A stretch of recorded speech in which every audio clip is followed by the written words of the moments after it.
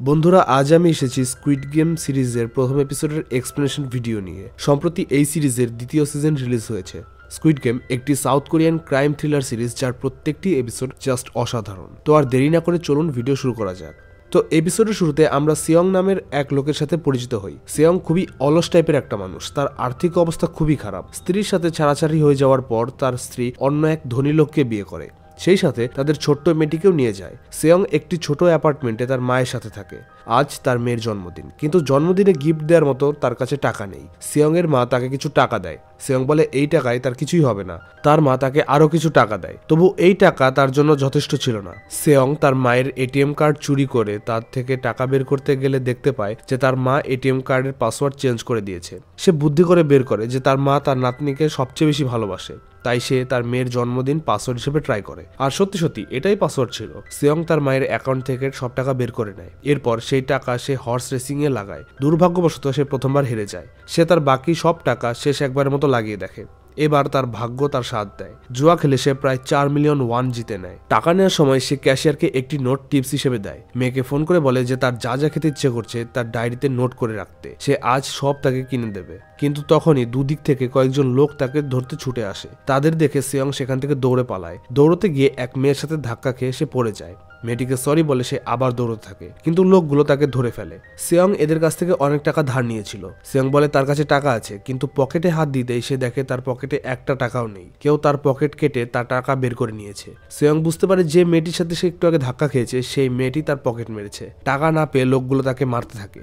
মেরে তার নাক থেকে রক্ত বের করে দেয়, আর সেই রক্তে আঙুলের ছাপ দিয়ে একটি স্ট্যাম্প পেপারে সাইন করায়, যাতে লেখা ছিল যে যদি সে 1 মাসের মধ্যে টাকা শোধ করতে না পারে তাহলে সে তার কিডনি বিক্রি করার অনুমতি দিচ্ছে। বাধ্য হয়ে সিয়ংকে আঙুলের ছাপ দিতে হয়। ধার তো শোধ হলোই না, উল্টে যে টাকা সে জিতেছিল সব টাকা চলে গেল। সিয়ং এবার সেই ক্যাশিয়ারের কাছে যায় এবং তাকে একটু আগে দেয়া টিপসের টাকা ফেরত দিতে অনুরোধ করে। এরপর সে একটি গেম সেন্টারে যায়। সেখান থেকে কোনো খেলনা জিতে তা তার মেয়েকে গিফট হিসেবে দেওয়ার পরিকল্পনা করে, কিন্তু বারবার সে হেরে যায়। একটি বাচ্চা ছেলে এসে বলে যে সে ভুলভাবে খেলছে। সিয়ং তার হাতে অনেক পুতুল দেখে বুঝতে পারে যে এই ছেলেটা এই গেম খেলতে এক্সপার্ট। সে ছেলেটাকে খেলতে দেয়। ছেলেটি সত্যি সত্যি একটি গিফট জেতে। সিয়ং আনন্দে লাফাতে থাকে। এরপর সেই ক্যাশিয়ারের টাকা দিয়ে সে তার মেয়েকে একটি রেস্টুরেন্টে নিয়ে যায়, তাকে তার বার্থডে গিফট। কিন্তু বক্স খুলতেই একটি বন্দুক বেরিয়ে আসে, কিন্তু বন্দুকটি আসলে একটি লাইটার ছিল। তার মেয়ে তার অবস্থা বুঝতে পেরে কিছু বলে না। সিয়ং তাকে ভালো কোনো রেস্টুরেন্টে খাওয়াতে পারছে না বলে কষ্ট পায়। মেয়েটি বলে তার অন্য বাবা তাকে একটি বড় রেস্টুরেন্টে নিয়ে গিয়েছিল, কিন্তু তার এখানে খেতেই ভালো লাগছে। তার মেয়ে তাকে জিজ্ঞেস করে যে সে এখনো কেন সিগারেট খেয়ে যাচ্ছে। সিয়ং কথা দেয় যে সে সিগারেট খাওয়া ছেড়ে দেবে, আর সামনের বার জন্মদিনে তাকে অনেক ভালো কিছু গিফট দেবে। এ কথা শুনে মেয়েটির মন খারাপ হয়ে যায়, কিন্তু তার বাবাকে কিছু বলে না। খাওয়া শেষে মেয়েকে পিঠে করে হাঁটতে হাঁটতে সে নিয়ে আসে। তার আসতে দেরি হয়, তার প্রাক্তন স্ত্রী তার সাথে ঝগড়া করতে থাকে। এদিকে সিয়ং দৌড়ে স্টেশনে পৌঁছয়, কিন্তু ট্রেন ছেড়ে চলে যায়। হতাশ হয়ে সে এক বেঞ্চে বসে। কিছুক্ষণ পরে হাতে সুটকেস নিয়ে এক ভদ্রলোক তার পাশে এসে বসে। সে ভদ্রলোক তার সাথে কথা বলতে চাইলে সিয়ং ভাবে সে হয়তো কোনো সেলসম্যান, না হয় কোনো ইন্স্যুরেন্স কর্মী। সিয়ং বলে তার কোনো লোনের প্রয়োজন নেই। সে লোক তার সাথে একটি গেম খেলতে চায়। সিয়ং তার মেয়ের জন্য কেনা বন্দুকটি দিয়ে তাকে ভয় দেখিয়ে বলে তার এমনিতেই মন ভালো নেই, তার কাছে গেম খেলার মতো ফালতু সময় নেই। লোকটি তার সুটকেস খুলে তাকে দেখায়। সুটকেসে ছিল 2টো কার্ড আর অনেক টাকা। লোকটি বলে যদি সে জেতে তাহলে প্রতিবার জেতার জন্য তাকে 1 লাখ ওয়ান দেবে, আর যদি সে হেরে যায় তাহলে তাকে 1 লাখ ওয়ান দিতে হবে। এই খেলার নিয়ম হচ্ছে একজন অন্যজনের কার্ডের ওপর তার নিজের কার্ড ছুঁড়ে মারবে। যদি কার্ডের আঘাতে অন্যজনের কার্ড উল্টে যায় তাহলে সে জিতে যাবে। সিয়ং এমনিতেই জুয়া খেলতো, সহজ উপায়ে টাকা জিতে যাবে এই আশায় সে খেলতে রাজি হয়, কিন্তু প্রথমবারই সে হেরে যায়। লোকটি তাকে টাকা দিতে বললে সে বলে তার কাছে কোনো টাকা নেই। লোকটি তার গালে চর মেরে বলে যে টাকা না দিতে পারলে চর খেলেও চলবে। জিতলে 1 লাখ ওয়ান, আর হারলে একটি মাত্র চর। সিয়ং এর এতে কোনো আপত্তি ছিল না। সে খেলতে থাকে, কিন্তু একবারও সে জিততে পারে না। এদিকে ট্রেন এসে চলে যায়, কিন্তু তার কোনো হুঁশ নেই। চর খেতে খেতে তার গাল লাল হয়ে যায়, তবুও সে থামে না। অনেকবার চেষ্টা করার পরে সে শেষ অবধি জিতে যায়। এক্সাইটেড হয়ে সিয়ং লোকটিকে চর মারতে চায়, কিন্তু লোকটি তার হাত ধরে ফেলে। সিয়ং বলে এটা তো চিটিং। লোকটি তার হাতে 1 লাখ ওয়ান ধরিয়ে দেয়। এভাবে কিছুক্ষণ খেলার পরে সে অনেক টাকা জিতে যায়। এবার লোকটি বলে সে যদি চায় তাহলে কয়েকদিন এইরকম গেম খেলে সে আরো অনেক বেশি টাকা জিততে পারে। সিয়ং বলে তুমি যদি ভেবে থাকো যে আমাকে বাচ্চাদের মতো বোকা বানাবে তাহলে তুমি তোমার সময় নষ্ট করছো। লোকটি এবার উঠে দাঁড়ায়, তার নাম ধরে ডেকে তার জীবনের কাহিনী শোনায়। আজ সকালে সে যে কন্ট্রাক্ট পেপার সাইন করেছে, 10 বছর আগে তার কোম্পানি থেকে ইস্তফা দেওয়ার কথা, হোটেল আর স্ন্যাক্সের ব্যবসা করা এবং তাতে ভারী লোকসান হওয়া, বর্তমানে ড্রাইভারের কাজ করা, 3 বছর আগে তার স্ত্রীর সাথে তার ডিভোর্স, লোকের কাছে 160 মিলিয়ন ওয়ানের লোন আর ব্যাংকের কাছ থেকে 255 মিলিয়নের। এই সমস্ত কথা তাকে বলে। সিয়ং তাকে জিজ্ঞেস করে যে এত কিছু সে কি করে জানলো। লোকটি তাকে একটি কার্ড দেয়। দেয়। কার্ডের একদিকে একটি ত্রিভুজ, চতুর্ভুজ ও বৃত্ত আঁকা ছিল, আর অপর দিকে ছিল একটি ফোন নাম্বার। লোকটি বলে আমাদের কাছে বেশি সিট নেই, সেজন্য অবশ্যই ফোন করে। এই বলে লোকটি ট্রেনে চেপে চলে যায়। সিয়ং টাকা নিয়ে খুশি মনে বাড়ির দিকে চলতে শুরু করে। যাওয়ার পথে সে এক বয়স্ক মহিলার মাছের দোকান থেকে মাছ কেনে। আসলে এই বয়স্ক মহিলা তার বন্ধু সাংহুর মা। তার কাছে সাংহুর কথা জিজ্ঞেস করলে বৃদ্ধা বলে সে আজকাল খুব ব্যস্ত আছে, পরিবারের সাথে বিজনেস ট্রিপে গেছে। সিয়ং মাছের দাম দিয়ে গান গাইতে গাইতে সেখান থেকে চলে আসে। পথে এক টুকরো মাছ সে বিড়ালকে দেয়। বাড়ি ফিরে কিছু টাকা তার মাকে দেয়। তার মা সন্দেহের দৃষ্টিতে তার দিকে তাকায় এবং বলে যে সে এই টাকা কি চুরি করেছে নাকি জুয়া খেলেছে। সিয়ং বলে এই টাকা সে কষ্ট করে উপার্জন করেছে, কিন্তু তার মা এই কথা বিশ্বাস করে না। সিয়ং এর মা তাকে জিজ্ঞেস করে তার মেয়ে তাকে কিছু বলেছে কিনা।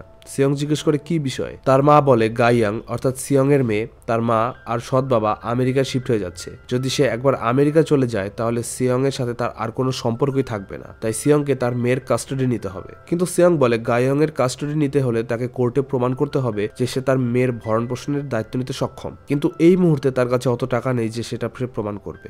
রাতে শুয়ে সে ভাবে সে কিভাবে টাকা জোগাড় করবে। স্টেশনে পাওয়া সেই কার্ডটিতে থাকা নাম্বারে সে ফোন করে।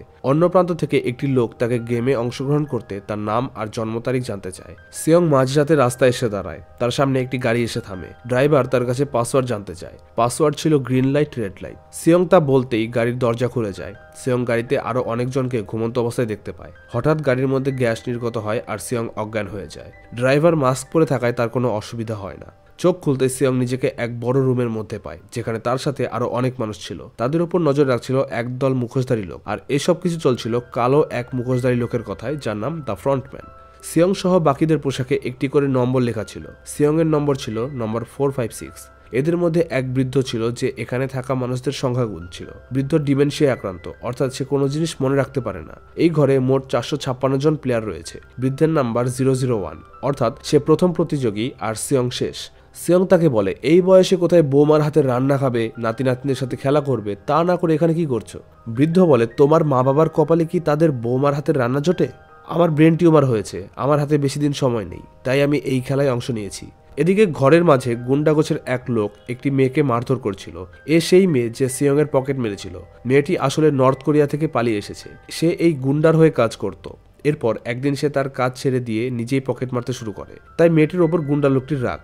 সে মেয়েটিকে আরো মারতে যাচ্ছিল, তখন সিয়ং তাকে ধাক্কা দিয়ে সেখান থেকে সরিয়ে দেয়। এরপর মেয়েটিকে তার টাকা ফেরত দিতে বলে। এই নিয়ে গুন্ডা লোকটি অর্থাৎ প্লেয়ার 101 এর সাথে সিয়ং এর প্রায় মারামারি লাগতে যাচ্ছিল। কিন্তু তখনই সেই লাল পোশাক পরা মুখোশধারী লোকগুলো তাদের রুমে প্রবেশ করে। এদের মধ্যে একজন বাদে সবার মুখোশে বৃত্ত আঁকা ছিল, বাকি একজনের মুখোশে আঁকা ছিল চতুর্ভুজ। সে সবার উদ্দেশ্যে বলে এখানে থাকা সবাইকে 6 দিন 6টি খেলায় অংশগ্রহণ করতে হবে। যে শেষ অবধি টিকে থাকতে পারবে তার জন্য রয়েছে বিপুল পরিমাণের অর্থ পুরস্কার। এক প্লেয়ার তাকে জিজ্ঞেস করে যে আমরা কিভাবে তোমাদের উপর ভরসা করতে পারি যখন তোমরা আমাদেরকে অজ্ঞান করে এখানে নিয়ে এসেছো, আমাদের জিনিসপত্র সব নিয়ে নিয়েছো। মুখোশধারী লোকটি বলে আমাদের সবকিছু অত্যন্ত গোপনীয়তার সাথে করতে হয়, তাই তোমাদেরকে অজ্ঞান করে আনা হয়েছে। খেলা শেষ হয়ে গেলে তোমাদেরকে তোমাদের জিনিসপত্র ফেরত দিয়ে দেওয়া হবে। 218 নম্বর প্লেয়ার বলে আমরা তোমাদের উপর ভরসা করি কি করে? মুখোশধারী লোকটি তার সম্পর্কে বলে সাংহু, যে তার ইনভেস্টরদের টাকা বেশি লাভের আশায় শেয়ার মার্কেটে বিনিয়োগ করেছিল, কিন্তু তাতে লোকসান হওয়ায় সে প্রচুর দেনায় ডুবে আছে। পুলিশ তাকে খুঁজছে। এভাবে এক এক করে সে প্রত্যেকের দেনার পরিমাণ আর তাদের দেনার কারণ বলে দেয়। এরপর বলে তোমরা সব একটি গেম খেলেছো, তাতে অনেক অর্থও জিতেছো। প্রত্যেকবার জেতার পর তোমাদেরকে কথা মতো তোমাদের অর্থ দিয়ে দেওয়া হয়েছে। এটাও সেই গেমেরই অংশ। সিয়ং জিজ্ঞেস করে যদি তারা এই গেমটিতে জিতে যায় তাহলে তারা কত টাকা পুরস্কার পাবে। উপর থেকে তাদের ঘরে একটি বড় টাকার ব্যাংক নেমে আসে। মুখোশধারী লোকটি বলে যে প্রথম গেমের পর তাদেরকে টাকার পরিমাণ বলে দেওয়া হবে। এরপর সবাই এক এক করে কন্ট্রাক্ট পেপারে সাইন করে। কন্ট্রাক্ট পেপারে 3টি শর্ত ছিল। প্রথম শর্ত, কোনো প্লেয়ার খেলা থামাতে পারবে না। দ্বিতীয় শর্ত, যে খেলতে চাইবে না তাকে বাদ দিয়ে দেওয়া হবে। আর তৃতীয় শর্ত, যে যদি বেশিরভাগ প্লেয়ার খেলতে না চায় তাহলে খেলা সেখানেই বন্ধ করে দেওয়া হবে। এরপর তাদের ছবি নেওয়া হয়। তাদেরকে সিঁড়ি বেয়ে আস্তে আস্তে উপরের দিকে পাঠানো হয়। তারা এক ফাঁকা মাঠে পৌঁছয়। সিয়ং সেখানে প্লেয়ার নাম্বার 218কে দেখতে পায়। এই 218 নম্বর প্লেয়ার আর কেউই নয়, সে মাছ বিক্রি করা ভদ্রমহিলার সন্তান। সিয়ং তার ছোটবেলার বন্ধু। সিয়ং তাকে জিজ্ঞেস করে সে তো বিদেশ ভ্রমণে গিয়েছিল, তাহলে এখানে কি করছে? সাংহু তাকে শুধু বলে যে পরে কথা বলছি। তো মাঠের অন্য প্রান্তে একটি বড় পুতুল রাখা ছিল। তাদেরকে নিয়ম বলে দেওয়া হয়, পুতুলটি গ্রিন লাইট বললে সবাইকে সামনের দিকে এগিয়ে যেতে হবে, আর রেড লাইট বললে তাদেরকে থেমে যেতে হবে। রেড লাইট বলার পরে কেউ যদি নড়াচড়া করে তাহলে সে খেলা থেকে এলিমিনেট হয়ে যাবে। এভাবে 5 মিনিটের মধ্যে তাদেরকে অন্য প্রান্তে পৌঁছতে হবে। তারা যে দরজা দিয়ে মাঠে ঢুকেছিল সেই দরজা বন্ধ হয়ে যায়। এইসব খেলা তারা ছোটবেলায় অনেক খেলেছে, তাই তারা খুব একটা সিরিয়াস ভাবে বিষয়টিকে নেয় না। গ্রিন লাইট বলার পর তারা এগিয়ে যায়, কিন্তু রেড লাইট বলার পরেও একটি ছেলে নড়াচড়া করছিল। হঠাৎ একটি শব্দ হয় আর ছেলেটি মাটিতে পড়ে যায়। তার পেছনে থাকা ছেলেটি ভাবে হয়তো সামনের ছেলেটি মজা করছে, সে তাকে উঠতে বলে, কিন্তু মাটিতে পড়ে থাকা ছেলেটির মুখ থেকে রক্ত বেরিয়ে আসে। অর্থাৎ যে শব্দটি হয়েছে তা আসলে ছিল গুলির শব্দ। ছেলেটি খেলা থেকে এলিমিনেট হয়েছে, আর এখানে এলিমিনেট হওয়ার অর্থ মারা যাওয়া।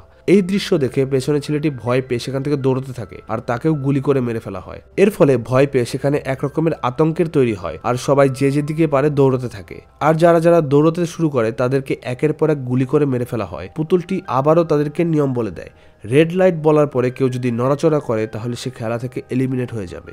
এবার গ্রিন লাইট বলার পর সেই বৃদ্ধটি বেশ উৎফুল্লের সাথে সামনের দিকে এগিয়ে যায়। তাকে দেখে বাকিরাও নিয়ম মেনে সামনের দিকে এগোতে থাকে। সিয়ং তখনও মাটিতে বসে কাঁপছিল। সাংহু বলে এভাবে বসে থাকলে সময় শেষ হয়ে যাবে। যদি সে কারো পেছনে লুকোতে পারে তাহলে পুতুল তার মোশন ডিটেক্ট করতে পারবে না। এভাবে তারা এগোতে থাকে। খেলা শেষ হওয়ার আর মাত্র 30 সেকেন্ড বাকি ছিল। হঠাৎ দৌড়তে গিয়ে এক মৃতদেহের উপর হোঁচট খেয়ে সিয়ং পড়ে যেতে থাকে, আর তখনই পেছন থেকে এক প্লেয়ার তার জামা টেনে ধরে তাকে বাঁচায়। এভাবে সময় শেষ হওয়ার ঠিক 1 মুহূর্তের আগে তারা তাদের লক্ষ্যে পৌঁছয়। বাকি যারা সময় শেষ হওয়ার আগে পৌঁছতে পারেনি তাদেরকে গুলি করে মেরে ফেলা হয়। এভাবেই প্রথম গেম শেষ হয়। প্রথম গেম শেষ হওয়ার মধ্যেই প্রায় অর্ধেকের বেশি প্লেয়ার এলিমিনেট হয়ে যায়। মাঠের ওপর ছাদ ঢাকা পড়ে যায়। তারা সমুদ্রের মাঝে এক আইল্যান্ডে আটকা পড়ে যায়। আর এখানেই এপিসোড 1 শেষ হয়। তো বন্ধুরা, এই ছিল স্কুইড গেম সিজন 1 এপিসোড 1 এর এক্সপ্লেনেশন ভিডিও। ভিডিওটি কেমন লাগলো জানাতে ভুলবে না। এপিসোড 2 এর এক্সপ্লেনেশন ভিডিও দেখার জন্য আমাদের চ্যানেলটিকে সাবস্ক্রাইব করে রাখতে পারো। দেখা হচ্ছে পরের ভিডিওতে। ততদিন সবাই সুস্থ থেকো, ভালো থেকো।